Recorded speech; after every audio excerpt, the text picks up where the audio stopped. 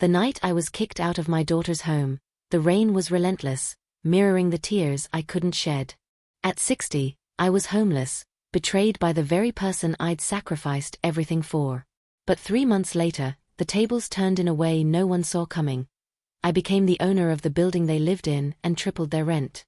This is the story of how I went from being discarded to holding all the cards, a tale of survival, grit, and a twist of sweet revenge. Stay tuned to hear how it all unfolded, and if you enjoy stories of resilience and heart, don't forget to subscribe to Whisper's Story for more.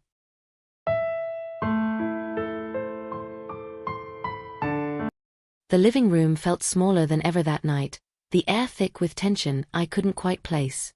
I sat on the faded floral couch, the one I'd helped my daughter, Sarah, pick out when she and John first moved in. My hands rested on my lap, worn from years of hard work. 2 jobs, late nights, all to give Sarah a life I never had. The TV hummed faintly in the background, some game show I wasn't really watching. Then Sarah walked in, her face tight, her eyes avoiding mine. Her words hit me like a slap. "Mom, you have to leave. John says we can't afford to have extra mouths to feed." Extra mouths? I'd been living with them for just 6 months, ever since my little rental got sold out from under me. I cooked, I cleaned, I even babysat their toddler when they needed a break. But John with his slick hair and his smug grin, had decided I was a burden. I stared at Sarah, waiting for her to take it back, to say it was a mistake. She didn't. Her voice was cold, like she'd rehearsed it. I wanted to scream, to remind her of the nights I'd held her when she cried, the years I'd scraped by so she could have new shoes, a college fund. But my throat closed up, and all I could do was nod. Packing was a blur. My hands shook as I folded my clothes into a battered suitcase, flannel shirts, a pair of jeans, the sweater Sarah knit me one Christmas. The apartment smelled of the lasagna I'd made earlier, a peace offering they'd barely touched. I glanced at the photos on the wall, Sarah's wedding, me beaming beside her in a second-hand dress. Now, it felt like a stranger's life. When I stepped outside, the night air bit at my skin. The street lamp buzzed overhead, casting a sickly yellow glow on the cracked sidewalk. My suitcase wheels rattled as I dragged it behind me, no plan, no destination, just a hollow ache where my daughter used to be. Would I ever see her again? I didn't know. But as I walked into the dark, something inside me shifted. This wasn't the end.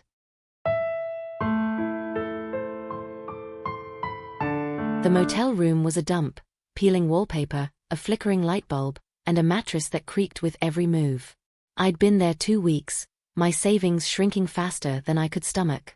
$500 left, barely enough for another month. I lay awake at night, the hum of the highway outside my window a constant reminder of how far I'd fallen.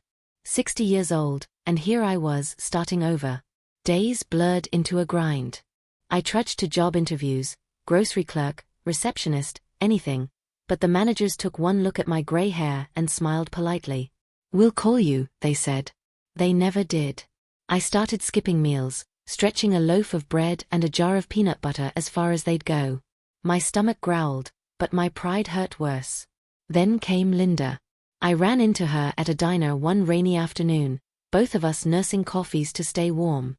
She was a friend from my old waitressing days. Big laugh, bigger heart. When I told her what happened, her eyes widened. "Margaret, you're staying with me," she said, no room for argument. Her place was small, a cluttered one-bedroom with a pull-out couch, but it was a lifeline. We'd sit up late, sipping tea, swapping stories. Linda had her own scars. Kicked out by her brother years ago over some inheritance squabble. "Family's tricky," she'd say, shaking her head. One night, she dragged out a stack of real estate magazines, half joking about flipping houses. I flipped through them, my mind snagging on an idea. What if I could buy something? A place of my own, a way to fight back? The next day, I hit the library. Piles of books on investing, property values, loans. I soaked it all up.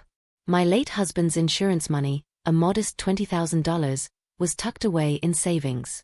Not much, but maybe enough. Linda egged me on, her enthusiasm infectious. "You've got this, Marg," she'd say, clapping my shoulder. By week's end, I had a plan. Risky? Sure. But what did I have left to lose?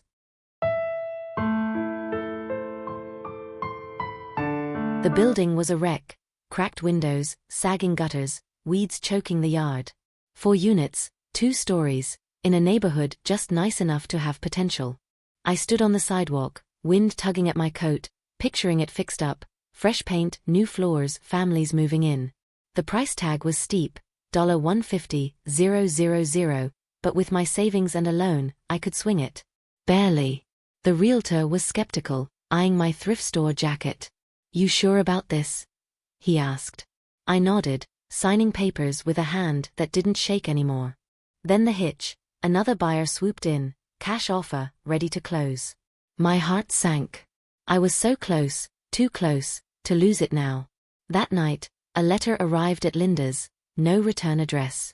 Inside, a cashier's check for $50,000 and a note, for Margaret. "Make it right." The handwriting was shaky, familiar. My ex-husband, Sarah's dad, who'd walked out when she was 5.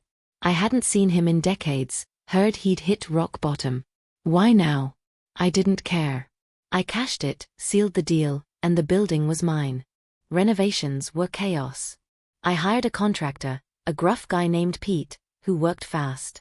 Hammers banged, saws whined, and slowly, the place came alive. I'd walk the halls, dust in my hair, imagining the life I was building. 3 months in, it was ready: new wiring, shiny fixtures, a fresh start. Tenants started applying, and I sifted through names, picking families I liked. Then I saw it: Sarah and John. My breath caught. They were looking for a place. Did I dare?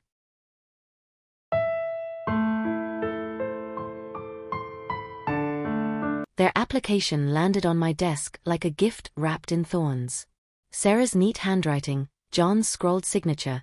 They needed a 2-bedroom fast.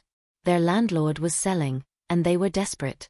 I stared at the paper, my pulse racing. They didn't know I owned this place. No one did.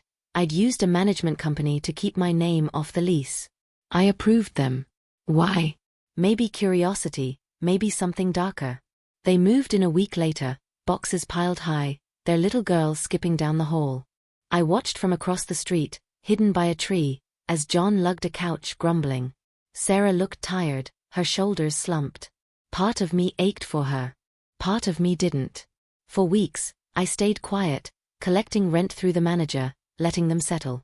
The building hummed with life. Kids laughing, doors slamming, but I kept my distance. Then, 3 months in, I made my move. I typed up notices: rent increases for everyone, modest bumps to cover costs. Except for Unit 3B. For Sarah and John, I tripled it, from $1,200 to $3,600. My fingers hovered over the keys, a thrill running through me. I hit send.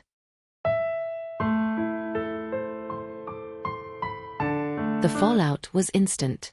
I got a call from the manager. John was raging, demanding to meet the owner. I told her to set it up: neutral ground, a coffee shop downtown. I arrived early, nerves buzzing, and sat in a corner booth. When they walked in, I almost didn't recognize Sarah, pale, eyes red.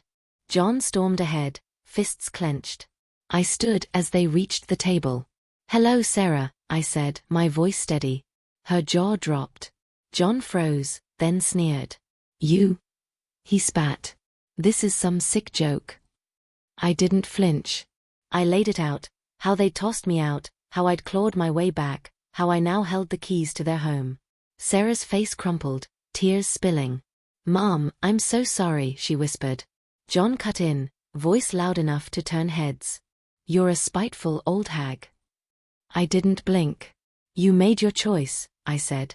"Now live with mine." Sarah sobbed, clutching my arm, begging me to reconsider. She said John had pushed her into it, that she'd hated herself every day since. John glared, then stormed out, slamming the door. Sarah stayed, broken, and I felt the first crack in my resolve. What was I doing?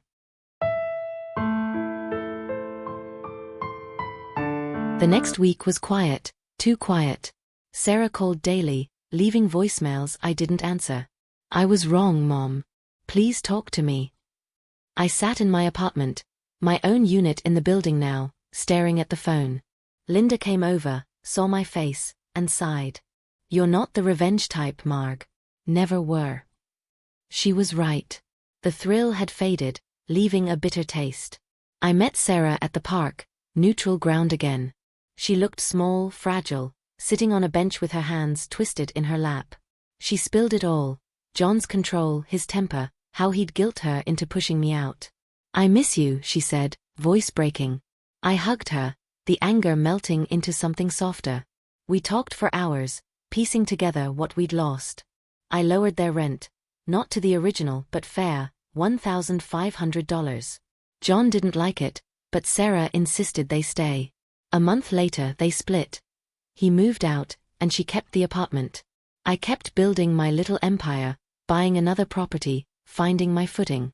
One evening, I called Sarah, just to chat. She laughed, a sound I hadn't heard in years.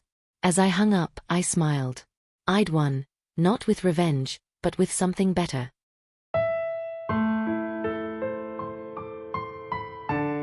As I hung up the phone after talking to Sarah, I felt a weight lift off my shoulders. I'd chosen forgiveness over revenge, and in doing so, I'd freed myself from resentment's grip. My journey was rough, betrayal, struggle, a wild twist of fate, but it led me to peace and a power I never knew I had. If you've ever been knocked down, left wondering how to get up, know this, you've got the strength to rewrite your story. Loved this tale? Subscribe to Whisper's Story for more. Hit that button now, and let's keep the whispers going. Thanks for listening.